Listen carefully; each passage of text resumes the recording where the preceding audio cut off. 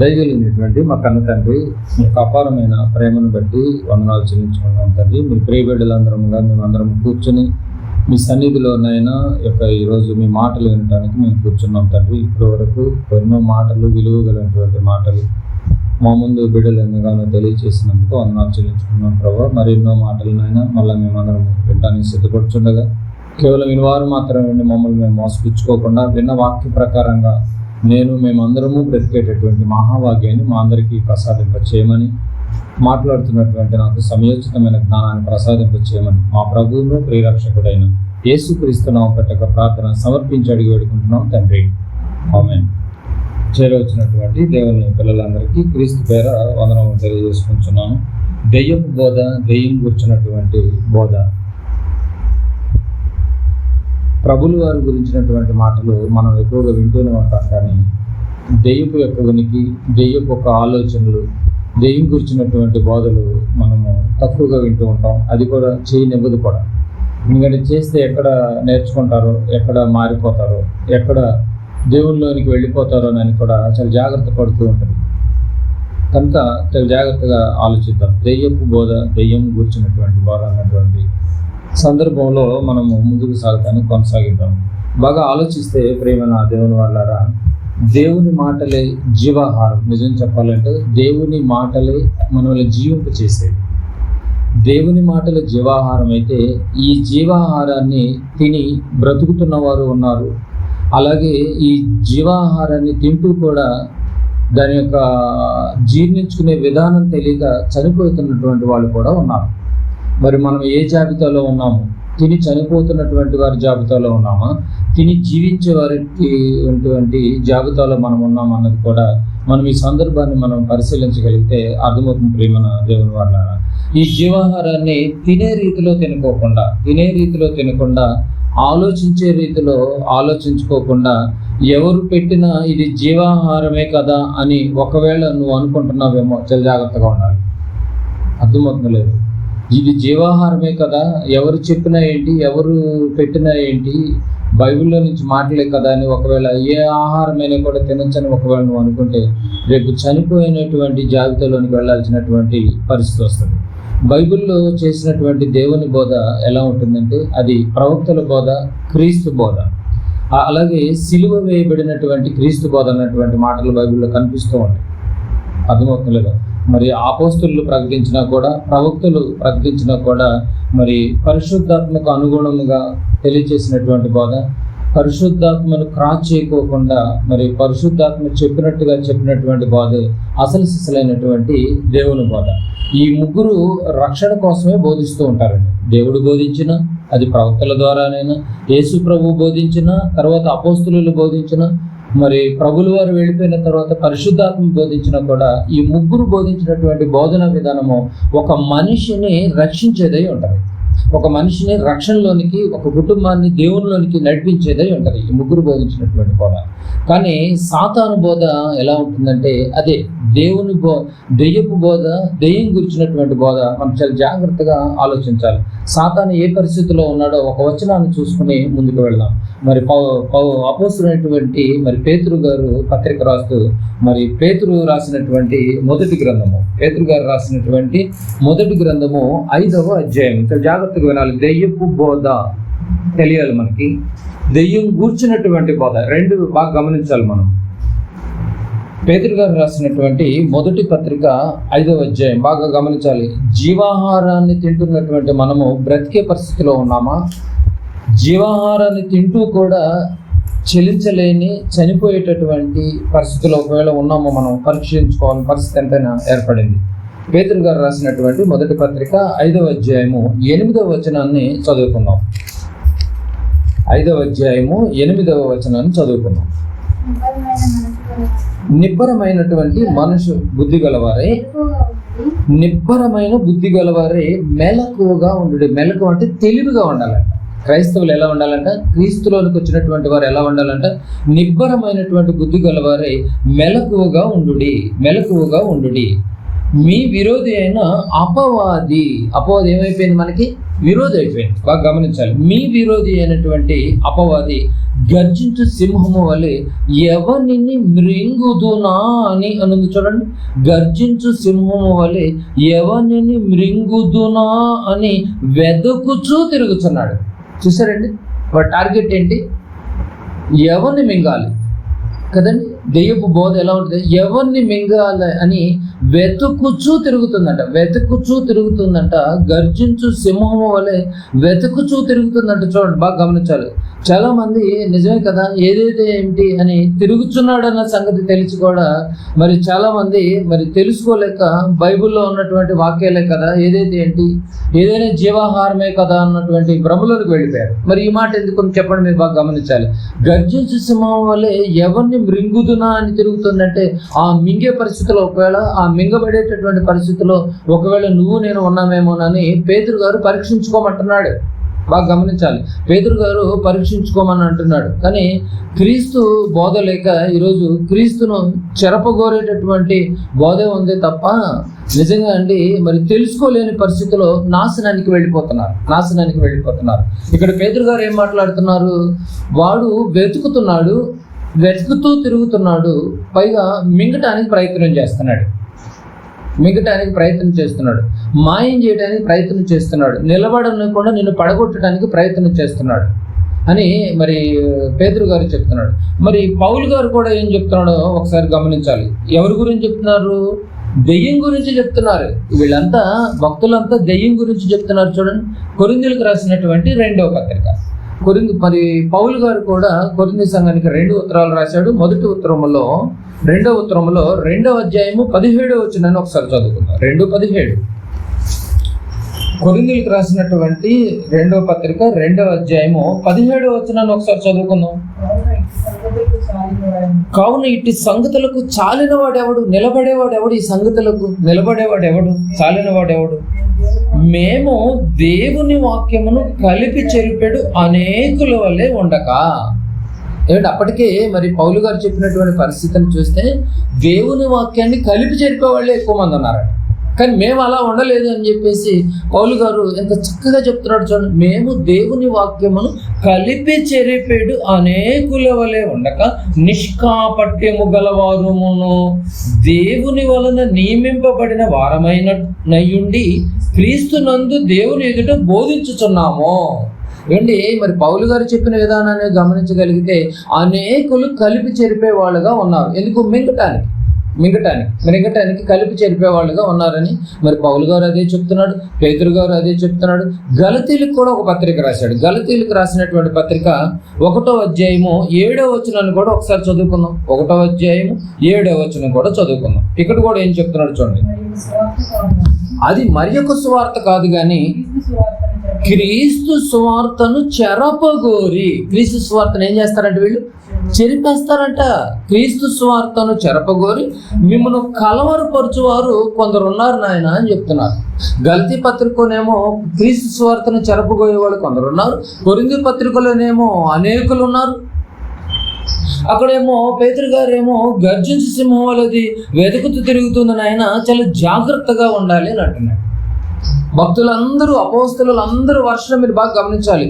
దెయ్యపు యొక్క క్యారెక్టర్ చెప్తున్నాడు. దెయ్యం ఏం చేస్తుందో, ఎలా చేస్తుందో, ఎవరి ద్వారా చేస్తుందో, ఎలా చురుకుతుందో అన్నటువంటి నిజంగా అంటే ఆ తెలివిని మనకు తెలియచేస్తున్నట్టుగా ఒకటి కనిపిస్తుంది. మరి ఇలాంటి సిచ్యువేషన్ల మధ్య మరి దేవుడు అన్ని గమనిస్తూ ఉన్నాడు. దేవుడు ఇవన్నీ గమనిస్తున్నాడు. అయ్యో నా పిల్లలు తెలియలేని వారిగా, నా పిల్లలు అక్రమం చేసేటటువంటి వారి జాబితాలోనికి మరి ఏదైతే జీవాహారమే కదా, ఏదైతే ఏంటన్నటువంటి భ్రమలో తినేస్తున్నారు. చాలా మంది దాన్ని తిని వినియోగించుకునే పద్ధతి తెలియక చనిపోయే వాళ్ళు కూడా ఉన్నారు. ఎక్కడో కొద్దిమంది జీవిస్తున్నారు కానీ అనేకులైతే చనిపోతున్నారు. చాలా మంది నిద్రించుతున్నారని కూడా అంటాడు ఇదే కొరింథీ పత్రికలోనే. ఎందుకు ఇలాంటి పరిస్థితి అయిపోతుంది? అయ్యో అని దేవుడు బిడ్డల గురించి ఎంతగా ఆలోచించేస్తున్నాడో మరో మాట ఒకసారి చూడండి. పేతురు గారు రాసినటువంటి పత్రికలోనే 5వ అధ్యాయం 8 చదివాం కదా, ఇప్పుడు 7 చదవండి. దేవుడి యొక్క ఆలోచన విధానం మనకు కనిపిస్తుంది. 5వ అధ్యాయము 7వ వచనం. దేవుడు ఏం చేస్తున్నాడు చూడండి. 7వ వచనము చివరి మాట. ఆయన మిమ్మును గూర్చి చింతించుచున్నాడు అన్నది చూడండి. దేవుడేమో చింతిస్తున్నాడు, మనుషులు ఏం చేస్తున్నారు? దేవుడేమో చింతిస్తున్నాడు, ఇలా అయిపోతున్నారు. అపవాదేమో మింగటానికి చూస్తాను. దానికి అనుగుణంగా పరిశుద్ధాత్మ ప్రేరణతో పౌలు గారి ద్వారానేమో అనేకులు యొక్క ఉచ్చులో మీరు పడిపోవద్దు నాయన అని చెప్తున్నాడు. కొందరు క్రీస్తు యొక్క సువార్తను చురుకుతున్నారని చెప్తున్నాడు గలతీయులకి. ఇవన్నీ మనం పరిశీలించకపోతే ఎలా? ఆయన చింతిస్తున్నది మన రక్షణ గురించి, ఆయన బాధపడుతున్నది, ఆయన చింతిస్తున్నది, ఆయన లక్ష్యం చేస్తున్నది ఏ ఒక్కరూ కూడా నశించుట ఇష్టం లేదు కనుక అందరూ పరలోకం రావాలన్నటువంటి ఆలోచనతో దేవుడు చింతిస్తున్నాడు. కానీ అదేమో అందరినీ మింగాలని. ఇలాంటి పరిస్థితుల మధ్య మనం ఎంతో జాగ్రత్తగా బ్రతకాలి, మీరు బాగా గమనించండి. కనుక దాని యొక్క క్యారెక్టర్ ఏంటి, దాని యొక్క స్వభావం ఏంటి, అది ఏ రూట్లో వెళుతుంది, అనేకులను ఎలా క్రీస్తు బోధలో నుంచి డైవర్ట్ చేస్తుందో ఇవన్నీ మనకు తెలియాలి. లేకపోతే పడిపోయే ప్రమాదం ఉంది, మింగివేయబడేటటువంటి ప్రమాదాలు ఎక్కువ కనిపిస్తున్నాయి ఈ వచనాలను బట్టి మనం పరీక్షించగలిగితే. కనుక మనము దాని హస్తంలో నుంచి బయటపడటం గురించి ముందుగా నిజంగా బయటపడాలని దేవుడు ఎంతగా చింతిస్తుంటే సాతాను ఏం చేస్తుందంటే దేవుని బోధనే తీసుకుని దేవుని బోధనే మార్చి మాయగా చేస్తాను. దేవుని బోధనే చూపించుద్ది, క్రీస్తు బోధనే చూపిస్తుంది, కానీ క్రీస్తు బోధలోంచి సపరేట్ చేస్తుంది. దేవుని బోధనే చూపిస్తుంది, దేవుని బోధలో నుంచి సపరేట్ చేస్తుంది. క్రీస్తు బోధనే చూపిస్తుంది, క్రీస్తు బోధలో నుంచి సపరేట్ చేస్తుంది. కనుక మీరు మెలకువగా ఉండండి, అంటే తెలివిగా ఉండమని అర్థం. కాబట్టి మందిరానికి వస్తున్నటువంటి మనము క్రీస్తు రక్తంలో కడగబడ్డటువంటి ప్రతి వ్యక్తి కూడా, ప్రతి విశ్వాసి కూడా ఎప్పుడు తెలివిగా ఉండాలండి. ఎక్కడ అసమర్థంగా, ఎక్కడ అమాయకంగా ఉండా పర్లేదు, మోసపోయినా కూడా మళ్ళీ దాన్ని రెక్టిఫై చేసుకోవచ్చు. ఏ విధంగానైనా కూడా పోయిన దాన్ని సంపాదించుకోవచ్చు. కానీ ఆత్మీయ జీవితంలో దెబ్బతింటే, ఆత్మీయ జీవితంలో నువ్వు మెలకుగా లేకపోతే, అపవాదికి నువ్వు దొరికిపోతే కొన్ని యుగాలు పాతాళంలో మగ్గిపోవటమే తప్ప ఏ ఆధారాలు కూడా ఏమి ఉండవండి. కనుక చాలా మెలకువగా ఉండాలి, చాలా జాగ్రత్తగా ఉండాలి. అది ఎవరిని మింగుతుందో తెలియదు. ఏ టైంలోనైనా మింగొచ్చు, ఎవరినైనా మింగొచ్చు, ఏ పరిస్థితుల్లోనైనా మింగొచ్చు. కనుక చాలా జాగ్రత్తగా ఉండండి. అయ్యో ఎవరినైనా మింగేస్తుందేమోనని దేవుడు చింతిస్తున్నాడు. దేవుడు బాధ అర్థం కావాలి మీకు. తండ్రి అయ్యో ఒక బిడ్డల గురించి ఎంతగా చింతిస్తున్నాడు అన్నటువంటి ఆలోచన విధానం మనకు అర్థమైన నాడు కొన్ని మెలకువలు కూడా మనకు తెలియాలండి. లేకపోతే ప్రమాదంలో పడేటటువంటి ప్రమాదం ఉంది. కనుక దేవుడు కూడా ఏం చెప్తున్నాడు చూడండి. మరి పేతురు గారు కూడా మనం చెప్పిన విధానం మనం గమనించి ఇప్పటి వరకు మరి తిమోతి గారికి పౌలు గారు ఏం చెప్తున్నాడో ఒకసారి గమనిద్దాం. తిమోతి గారికి రాసినటువంటి మరి మొదటి పత్రిక, తిమోతి గారికి పరిశుద్ధాత్మ ప్రేరణతో పత్రిక రాస్తున్నాడు. ఇటు పేతురు గారు చెప్పినా జాగ్రత్త చెప్తున్నాడు, పౌలు గారు కొరింథీయులకు చెప్పినా జాగ్రత్త చెప్తున్నాడు, గలతీయులకు చెప్పినా జాగ్రత్త చెప్తున్నాడు. నేడున్నటువంటి సంఘాలు కూడా ఇదే జాగ్రత్త, మీరు జాగ్రత్త ఆలోచించండి ప్రతి సంఘస్థులారా అని చెప్తున్నాడు. మీరు బాగా గమనించాలి. మరి తిమోతి గారికి కూడా పత్రిక రాస్తూ బైబిల్ మొత్తం మీరు పరీక్షించండి ఈ కోణంలో. తిమోతి గారికి రాసినటువంటి మొదటి పత్రిక 4వ అధ్యాయము మొదటి 2 వచనాలు. ప్రతిరోజు మీరు బైబిల్ చదవకపోతే మీరు ప్రమాదంలో పడే ప్రమాదం ఉందండి. ఉన్న తెలివితేటలు కూడా మిస్ అయిపోతుంది. మొదటి 2 వచనాలు నేను చదువుతున్నాను. అయితే కడవరి దినములలో కొందరు అబద్ధికులు అన్నది చూడండి. కడవరి దినాలు అంటే యేసుప్రభు వచ్చింది కడవరి దినాలు, ఎండింగ్ టైంలోనే వచ్చాడు. ఇప్పటి వరకు మనకి ఇంకేదో బ్రతకనివ్వాలని, ఈ సంవత్సరం కూడా ఉండనివ్వనటువంటి ఎక్స్క్యూజ్ ప్రభుల వారు అడ్డుగా ఉన్నాడు కాబట్టే ఈ గ్యాప్లో మనం బతికేస్తున్నాం. కనుక కడవరి దినములలో కొందరు అబద్ధికులు వేషధారణ వలన, ఏమండి కొందరు అనేకులు అలా వచ్చేస్తున్నారు చూడండి. వేషధారణ వలన మోసపరచు ఆత్మల ఎందునో దయ్యముల బోధ ఎందునో. అందరూ ఏం చేస్తారంటే ఏ బోధలోకి వెళ్ళిపోయారు? క్రీస్తు బోధన చెరపగోరి క్రీస్తులో నుంచి వేరైపోయి, క్రీస్తు పేరే చెప్తారు కానీ క్రీస్తులో నుంచి వేరైపోయి దయ్యముల బోధ ఎందునో లక్ష్యముంచి. దేని మీద లక్ష్యం ఇస్తున్నారు? ఏమండి సంఘంలో ఉన్నటువంటి వారైనా, సంఘంలో నుంచి అవుట్ సైడ్ అయినా కూడా దేని మీద బోధ, ఏ బోధలో లక్ష్యం ఉంచుతున్నారు? దయ్యముల బోధ ఎందునో లక్ష్యం ఉంచి చివరికి వారికి ఏ పరిస్థితికి వెళ్ళిపోతున్నారో తెలుసా? విశ్వాస భ్రష్టులగుదురని ఆత్మతేటగా చెప్పుచున్నాడు. పరిశుద్ధాత్ముడే చెప్తున్నాడట. అందరూ ఎలా అయిపోతున్నారంటే రాను తిమోతి గారికి పత్రిక రాసేటప్పటికే లక్ష్యం దేని మీద పెట్టుకున్నారు? పరలోకం మీద లక్ష్యం లేదంట. క్రీస్తులోనికి దగ్గరికి వెళ్ళిపోవాలి, క్రీస్తుతో నేను ఉండాలి, ఈ జీవితకాలం మట్టుకుంటే అందరూ దౌర్భాగ్యులు అయిపోతున్నారు, రాబో నిత్య జీవానికి మనం వెళ్ళిపోవాలన్నటువంటి ఆ గురిని కోల్పోయి తిమోతి గారికి పత్రిక రాసేటప్పటికే అందరూ విశ్వాస భ్రష్టులైపోయారు. భ్రష్టులైపోయి ఏ బోధలోనికి మారిపోయారు? దయ్యముల బోధ. దయ్యముల బోధ అంటే దయ్యాల బోధ ఉంది, దేవుని బోధ ఉంది. అంటే దయ్యాలు కూడా ఏం చేస్తున్నాయి? బోధిస్తున్నాయి. ఎవరి ద్వారా? అనేకుల అబద్ధికులు అని చూడండి. ఎలా బోధిస్తున్నారు? అబద్ధికుల వేషధారణ వలన. వేషం వేసుకుని వచ్చారటండి బాబు. వేషధారణ వలన మోసపరుచుచు ఆత్మల యందును దయ్యముల బోధ యందును లక్ష్యముంచి, ఆత్మల యందును దయ్యముల బోధ యందును. ఆత్మల యందును దయ్యముల బోధ మీకు అర్థమవుతుందా? పైన ఆత్మల యందును, కిందము దయ్యముల యందును అన్నాడు. అంటే రెండింటి మీద లక్ష్యం ఉంచుతారు.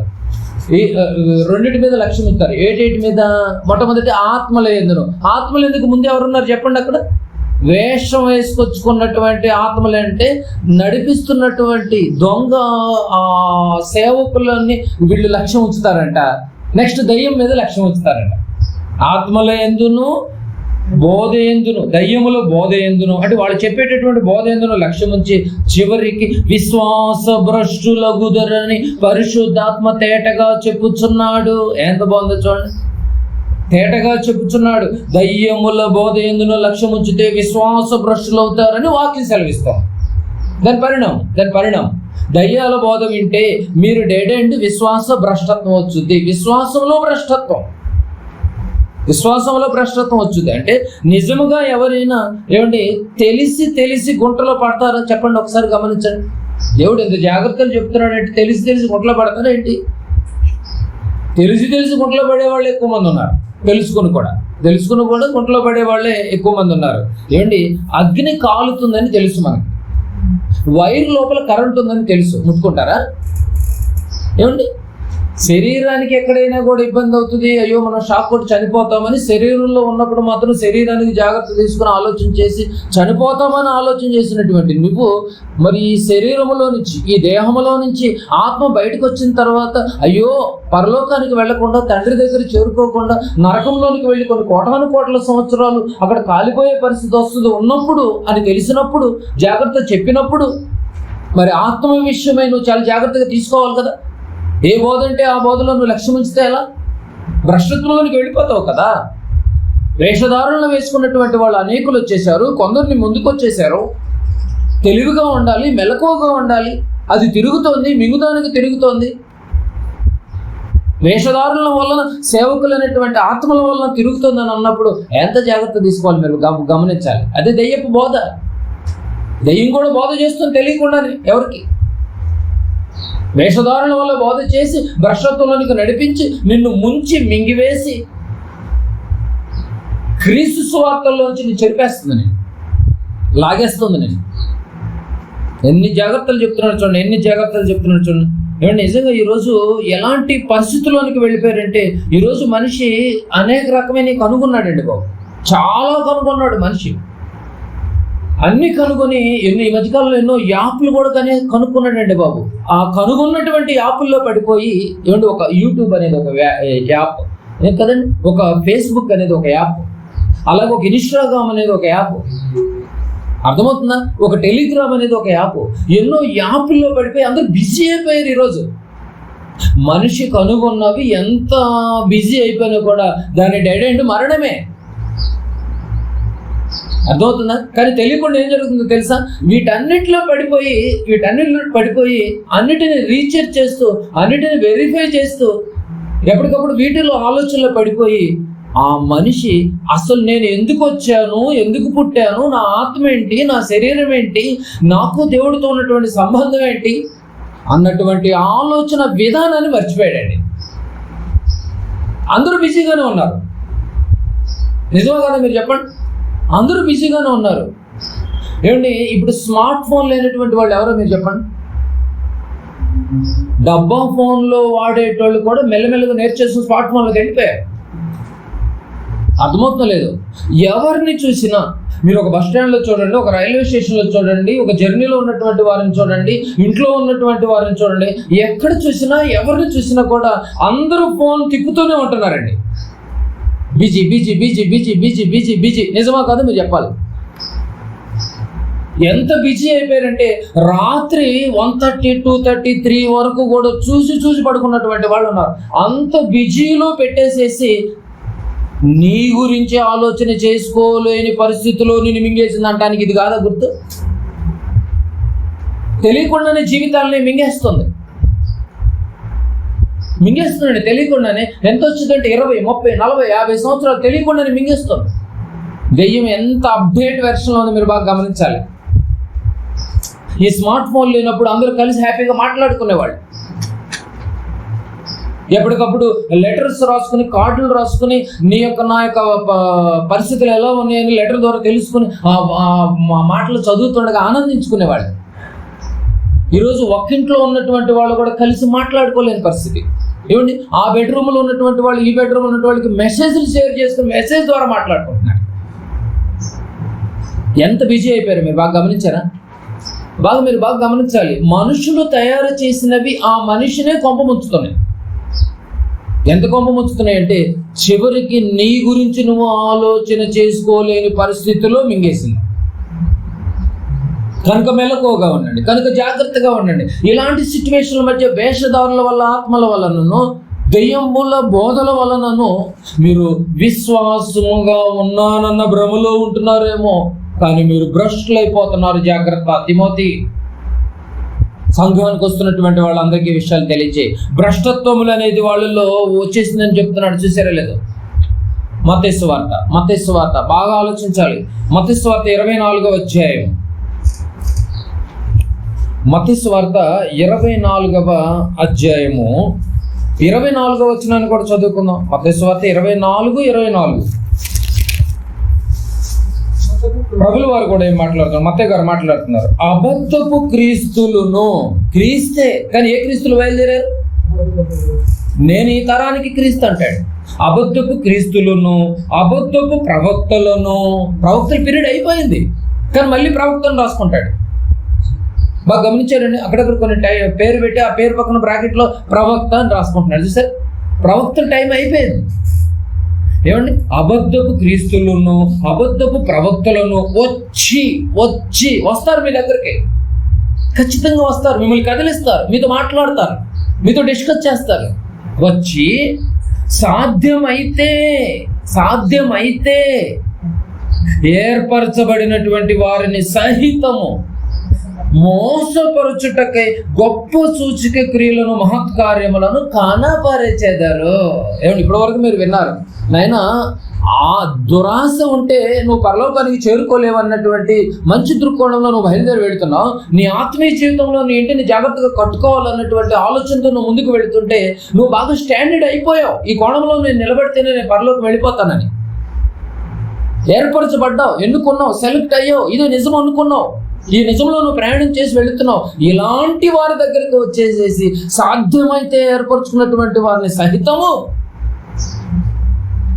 క్రీస్తు పేరట వచ్చి, క్రీస్తు పేరే వస్తారు, బైబిల్ తీసుకుని వస్తారు, వైట్ అండ్ వైట్ వేసుకుని వస్తారు. ఏర్పరచబడుచున్నటువంటి వాళ్ళని సహితము మోసపరుచుటకై, మోసం చేయడానికి బయలుదేరి వస్తారట.